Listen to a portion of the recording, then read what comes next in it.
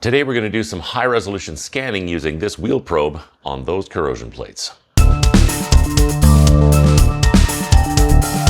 So what is a wheel probe?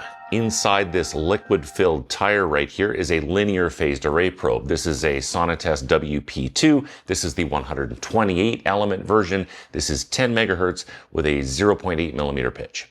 Inside the tire, it's filled with liquid and it acts like a sort of a portable immersion system. The tire material here is not just rubber, it's a specially formulated material to provide excellent acoustic matching between this and the test material.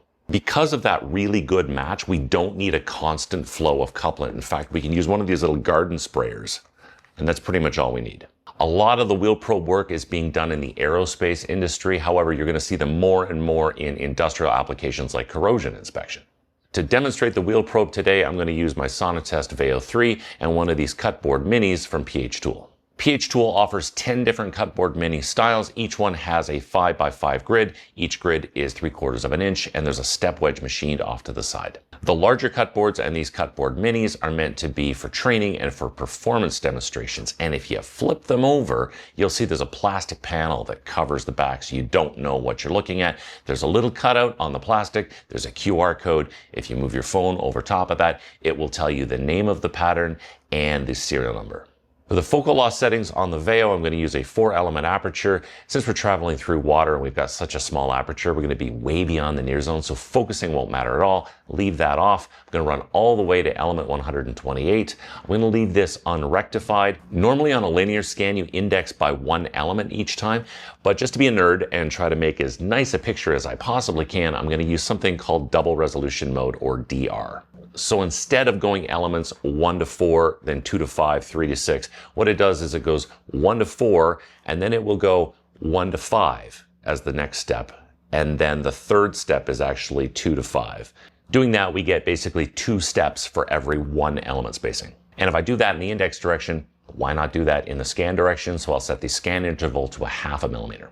Now, before we do the actual scan on the cutboard, I was excited when I got this because when we tried it the first time, actually Nolan scanned it and he did the entire thing in one pass, and I thought, man, that's amazing. How did you do that?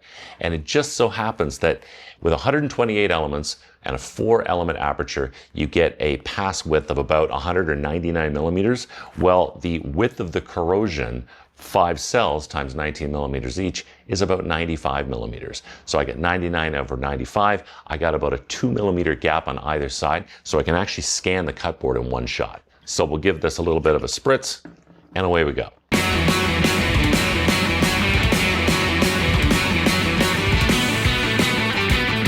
Now let's open that up on UT Studio Plus. This is what the scan looked like when we acquired it. Here at the beginning, we're on good material. We roll into the corrosion right there at 0 millimeters. We go across, you can see the entire profile on that nice L scan on the upper left-hand side. And then we get over here and we get back to the good material. And this is the neat thing about this coverage.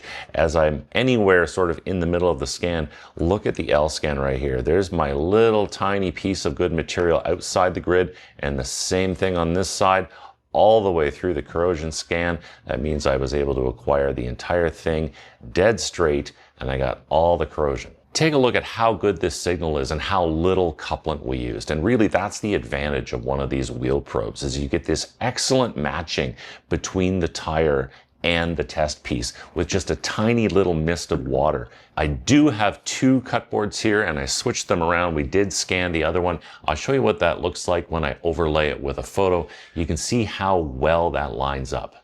So that's a general introduction to wheel probes. You can use them in aerospace. I used them years ago on overlay inspections on the inside of pipe for the oil sands. And I'm actually looking forward to taking that wheel probe, mounting it on a gyro scanner, and using it in the field for corrosion mapping on piping. I hope you enjoyed this video. If you did, please hit the like and subscribe buttons, and thanks for watching.